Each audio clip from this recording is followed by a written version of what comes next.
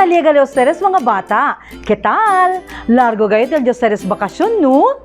Ara na primer grado ya tú, sigurado tiene a tu nuevo maestra, con nuevo condiscípulo y maka nuevo también amigo y amiga, que haya conocer tú. Si eto nuevo pa lang noong klase, siguro hindi pa tu bien conocido con el mga bata adentro del cuarto de estudio. Cierto yo, tiene patuya at traka kanila por causa mucho pa no sabe mga alas cosas acerca kanila como nombre. Siyempre, necesita introducir to dito yung cuerpo kanila. Sabe ba tú que modo introducir de tuyo cuerpo? Sabe ba tú el mga importante y primer información para introducir de tuyo cuerpo na de tuyo condiscípulo? Buenos días mga bata, iyo si Teacher Joyce. Y yo también si Teacher Gian. Kami el de ustedes compañero Y compañera este día para na Happy Isabela Teleedukasyon na Araling Panlipunan 1, Chavacano. Mga bata, ta pwede gat yo sinti el de ustedes excitasyon. Iyo también. Muy bien. El Capsulized Self-Learning Enhancement Tool o el Talyamakita Capslet amo el kinagiya na di aton kwentuhan este dia. Kaibigan, alam mo na ba kung anong dapat gawin upang iwasan at sugpuin ang COVID-19? Ang COVID ay isang nakakahawang sakit na dulot ng bagong virus. Sumasama ito sa talsik ng laway kapag nagsalita, bumahing, o umubo ang taong may COVID-19. Kapag ang droplets na ito ay naiwan sa mga madalas hawakan na bagay, maaari itong pumasok sa ating bibig, ilong, o mata. Maaari tayong mahawa rito. Wala pang bakuna o gamot dito, kaya mahalagang maiwasan ito. Paano? Ganito. Iwasang hawakan ng bibig, mata, at ilong. Laging maghugas ng kamay gamit ang sabon at tubig sa loob ng 20 segundo at tuyuin gamit ang malinis na tissue o tuwalya. Linisin ang mga bagay na palaging hinahawakan tulad ng mga doorknob at switch ng ilaw. Kumain ng balanse at masusustansyang pagkain. Matulog ng sapat huwag magpupuyat. Stay home. Pero kung kailangang lumabas, magsuot ng face mask. Siguruhing 1 metro ang layo sa ibang tao at magdala lagi ng alcohol o hand sanitizer. Sa wastong pag-iingat, ang virus hindi kakalat. COVID-19, kayang-kaya nating tapusin.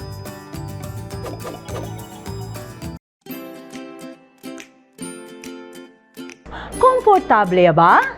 Ahora prepara con el Araling Panlipunan Grade 1 Capslet, Quarter 1, Week 1, acerca de leksyon que te introducí con el de tuyo cuerpo. Pero antes kita anda con elección para este día, tiene yo con ustedes con quien manda conocer. Él es si Señora Pretzel Baguio, un maestra de Jeras Integrated School, que hay guía con ustedes na leksyon acerca de introducción del cuerpo. Buenos días mga bata! Iyo si Teacher Pretzel, ta-enseña na Jeras Integrated School. Iyo el de ustedes maestra para de este día na Araling Panlipunan 1, Chavacano. Este día ay aprende kita pakimodo introducir el de atong persona na uno y otro. ¿Preparado ya ba ustedes para huir? Pensa tu ahora que en la escuela tú y junto tú na dito yung mga nuevo compañero de clase. ¿Conocido ya ba ustedes uno y otro? Siyempre, hindi pa. Ahora, uwi kita y pone atensyon na konversahan del dos estudyante. Observa si cosa-cosa impormasyon sila taabla donde tamanda sila conoce di ila mismo cuerpo o persona si ken sila. Conversación del dos compañeros de clase. ¿Qué tal? Yo soy Ela Cruz, tuyo compañero de clase. Tú, cosa de tuyo nombre. Bienamente lang. Yo también si Jay Santos. Ustedes se puede uwi el conversación del dos mga bata. Ken galit sila? Amo, sila si Ella y Jay. Por causa hindi pa sila konosido con el uno y otro? Cosa impormasyon kaya pregunta sila con el di ila ka istorya para sila ay man konusihan. Amo, ese el di ila mga nombre. Cada bata tiene suyo nombre cuando ya nace kanila. Tú, cosa tu nombre? Bien bonito gayo de ustedes mga nombre. Quiere decir, ya pensar gayo de ustedes mga mayores si cosa nombre angay contigo. Conforme ba ustedes cosa yo ta habla? Continúa kita el conversahan de Ella y Jay. Mi tata si Alan Cruz. Si Elsa Cruz. También mi nana. Si Pedro Santos. Amo mi tata. Y mi nana. Amo si Nancy Santos. Na este sitwasyon, kosa-kosa pa el informasyon kaya dali na di ila konversasyon.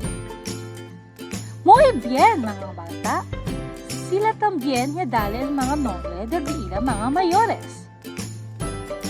Cada bata tiene suyo mayores. Necesita conocer y saber tú de ila de veras ang nombre. Tú, sabe ba tú de ila completo nombre? Habla daw tú conmigo el nombre del di tuyo tata? Cosa también el nombre del di tuyo nana? Verdadero gayon, conoce tú di tuyo mga mayores. Necesita lang. Uwi kita otra vez el conversación del dos bata. ¿Cuándo tú niya nace? ¿Cuánto año ya tú? Ya nace yo del abril 19, 2014. Isa is años ya yo. Kosa-kosa mga pregunta, kaya pregunta si Ella kung Jay na este mga sitwasyon. Muy bien. El fecha del nacimiento y el de suyo edad, ella pregunta si Ella kung Jay. El día del tuyo nacimiento, amo el día de tuyo cumpleaños.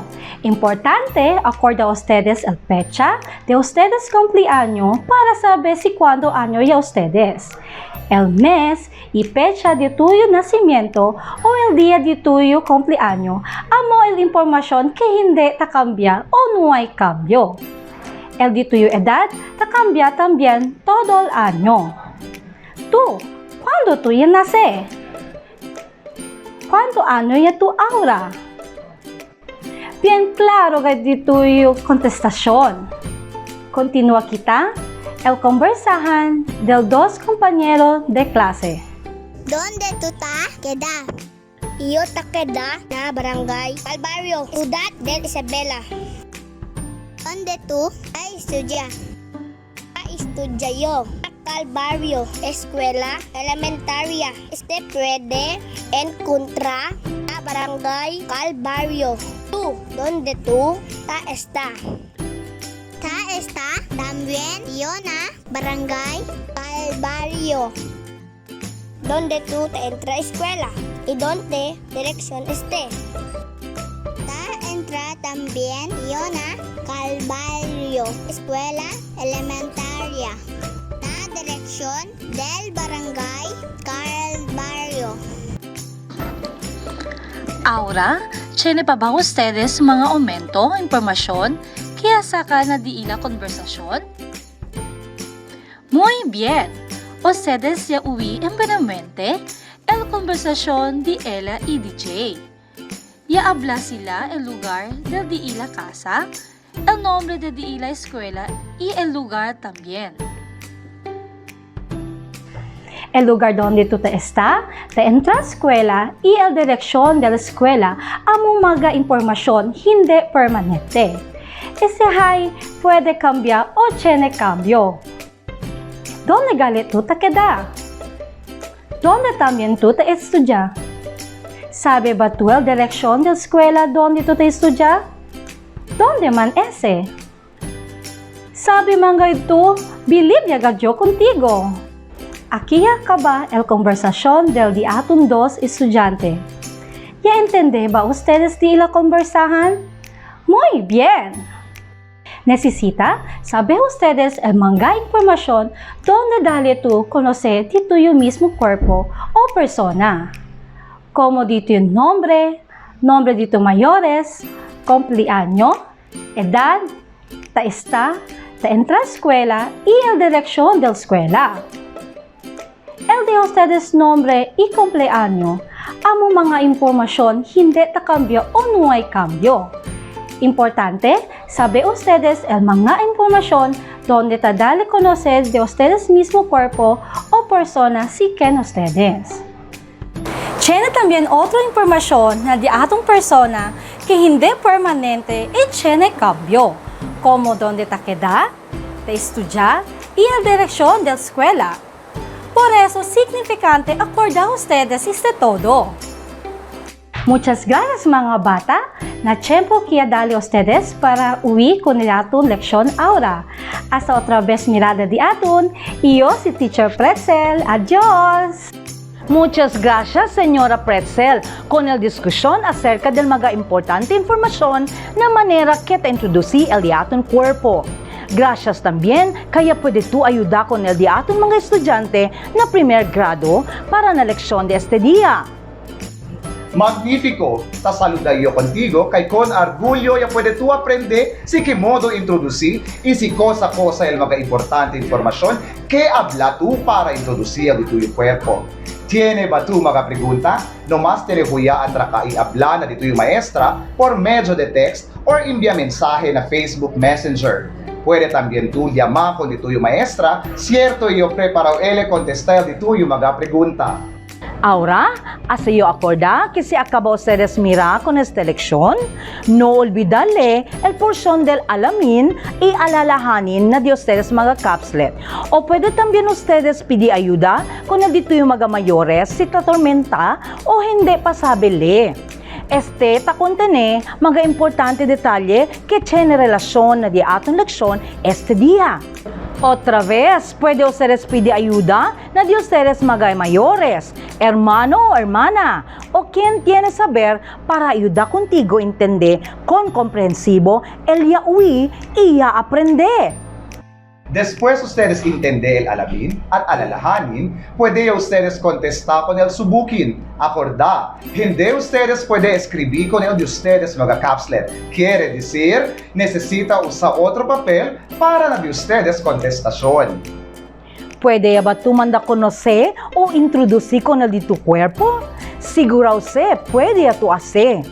Otra vez, hace kami con ustedes acordar que firme ustedes mira el de atong programa y espera con el mga siguiente episode acerca del cada cual necesidad. Gracias a todos. Y yo si Teacher Joyce. Y yo también, si Teacher Gian, que te deja con ustedes una oración que debe acordar, está informado, Está activo y está productivo. De Verasan, it's more fun in Araling Panlipunan. Aquí na, Happy Isabela, Teleedukasyon. Hasta bien!